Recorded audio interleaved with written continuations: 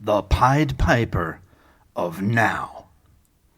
Judgment on the wicked.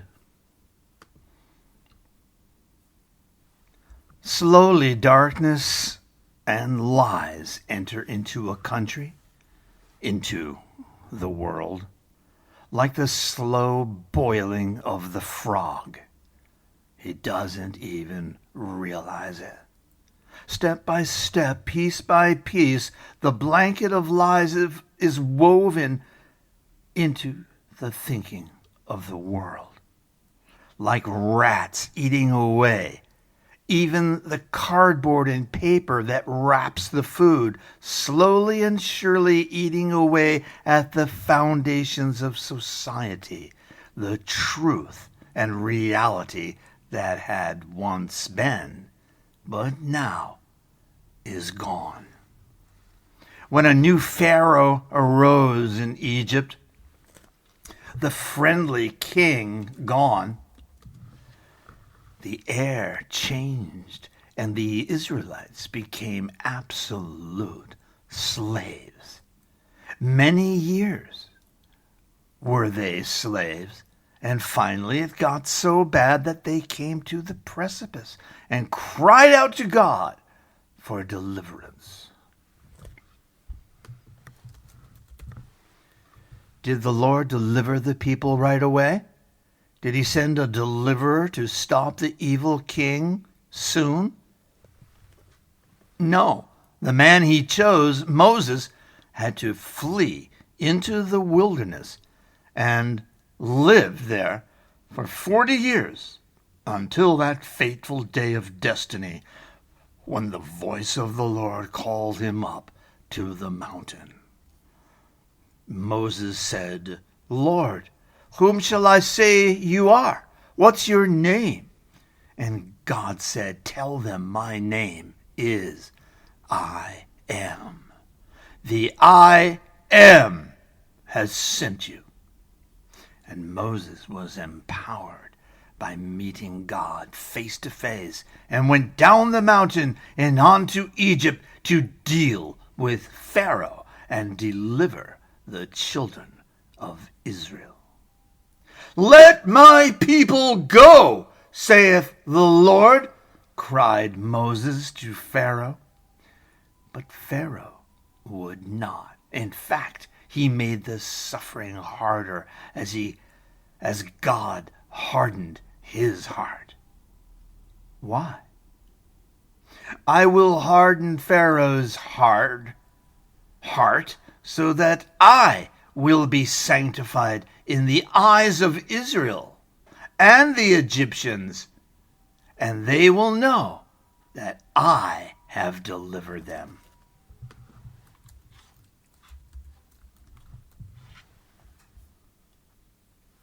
The first major Pied Piper, Moses, was thought to be a bit crazy or a deceiver at first by many.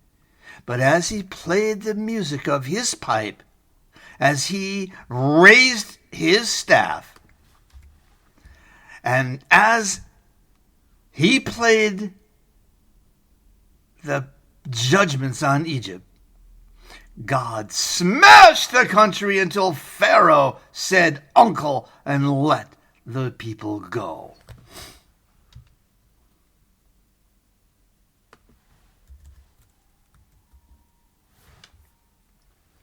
Jesus of Mary and Joseph was born in an obscure town in a stable and then had to flee into Egypt to stay alive, to escape King Herod's decree to kill all babies in Bethlehem.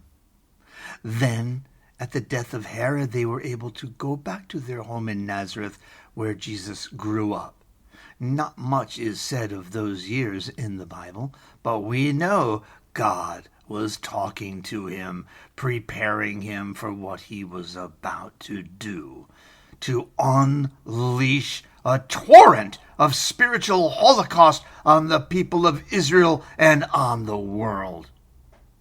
At 30 years old, Jesus began his revolution as he played his pipe of wonder full words that reached into the hearts and brought down the kingdom of heaven. This Pied Piper of truth was loved by the common people and hated by the powers that ruled the religious system of the day, whom Jesus called the Jews. They hated him, for he brought spiritual revolution, exposing their dry religion of laws that could never save you. Jesus piped his music all over the land, doing hundreds of miracles everywhere he went, until the religionists could take it no more and killed him.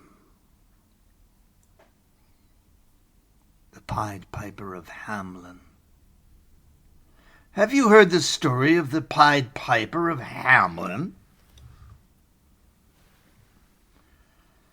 Well, you will never hear it like this.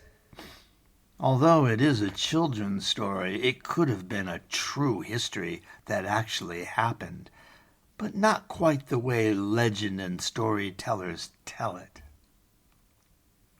Yet even the seeping in of lies that comes to nations, the tyranny that came to Egypt with Pharaoh, so have the lies seeped steadily into the world of now, brainwashing the people so much that they think black is white and white is black. Lies are truth and truth is a lie. Bad is good and good is bad. That's how stupid many people are, and why they are so dumb to allow this to happen.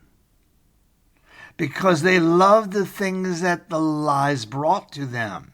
They were self-satisfied, weren't vigilant, and let the camel's nose of evil into their tent.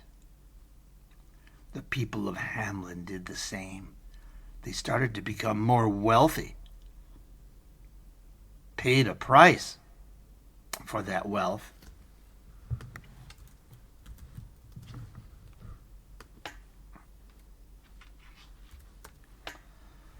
They sacrificed children to appease the gods, which are actually demons and Satan, for they loved the things of the world, fame, power, wealth, more than truth and goodness.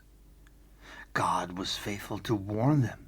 He sent a plague of rats, first 1, then 3, then 9, and soon they were everywhere all the time. The rats ate everything they could find. They hid in the sewer, they hid in the pipes, they hid in the kitchens and ate all that was ripe. They got in the closets, they hid in the head. They got into everything, even the beds. Rats were everywhere. Finally, the people had enough. They were going insane with these ugly creatures popping up here and there and everywhere. So they went to see the mayor and his council.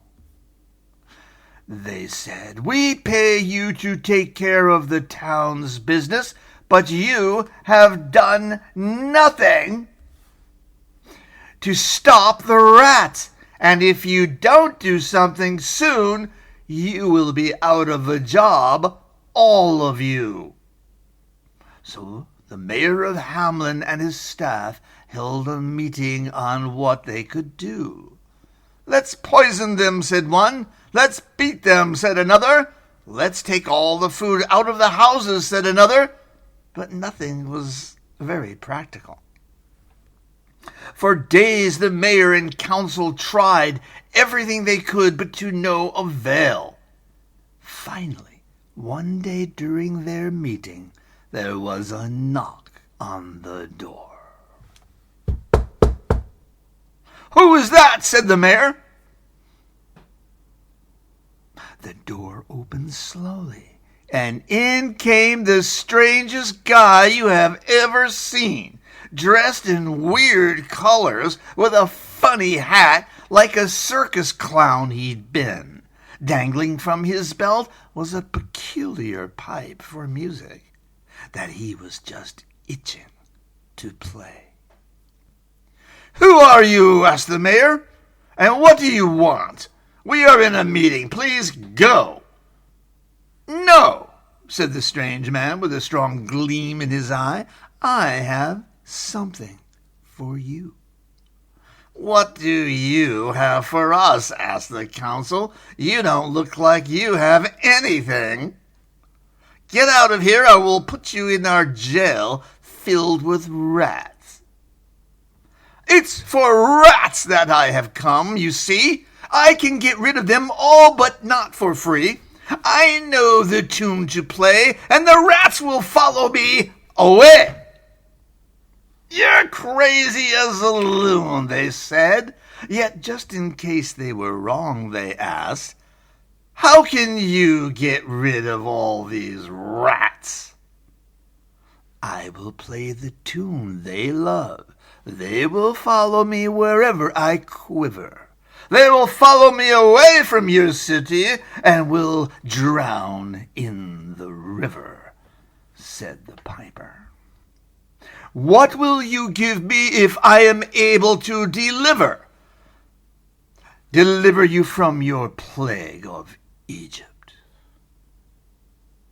"If you are able to do this feat, to get rid of all the rats that our food do eat, we shall give you this bag of gold, worth much more than if we sold all the homes of this dear council." "Done," said the piper, "and I shall be back to collect my fee. When your town will be set free of all the vermin that you can see, they will be gone, and you shall see them no more." The next morning all could hear the most pleasant of tunes that tickled their ears. Dogs, cats, horses, and even the geese loved the tones near the river Wees.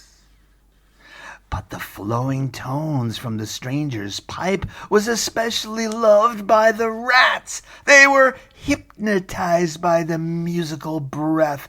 They could do nothing but follow and follow him. They did, to the river and to their death. The people watched with joy and glee as the piper played his fantastic melody, playing his pipe with such authority that all the rats followed him to the raging river. When the spell was finished and done, not one single rat was left in town. The people sang with joy and wonderful verse, as they had been freed from that awful curse. But then they saw the piper return, with a fierce look as if his eyes burned. To the mayor and council he walked so bold, to collect his fee of the bag of gold. The mayor told the strange piper man, "How do we know it was you who did this deed? We don't know who you are, where you came from, and we will not pay your fee." The piper with a strong voice cried out for all to hear, "If you do not pay my fee, I will take your inheritance away with me." And with that, he left. The council joked about it. "Inheritance? We have no heirs. We have no great inheritance. If he returns, we will lock him up forever, or send him with the rats to the river." Hamelin was a strange town indeed. On Sunday mornings, when the adults went to church, eerily, most of the children stayed home. They were not allowed to go. Once a month or so, some child was said to have drowned in the river by accident, or had been hit by a carriage, or was sick and died. It was Hamelin's payment to Satan for the wealth they had been given. A child a month was sacrificed, a horror of former generations that sacrificed their own children for money. The next Sunday, while the adults were at church, the piper came walking into town. He began to play a most beautiful tone that thrilled the hearts of children alone. The adults could not even hear it, and the piper's promise was kept. I will have your inheritance, your children. The music played so lovingly, the children danced so happily, and followed the piper out of town into the hills without a frown, without a care, for they had found someone who actually cared. The piper saved them from an awful fate by taking them far away from Hamelin, that horrible town of wicked kind who prefer money than to love their own children. It's all for the children. It's shocking at what is happening to children. In America alone, 800,000 were disappearing each year.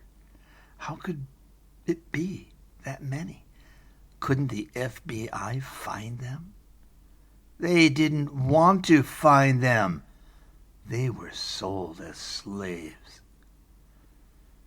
But Jesus has sent a new Pied Piper to town. Us. We are exposing the evil people who are doing this. There is judgment coming for those who hurt kids, stealing them to make money.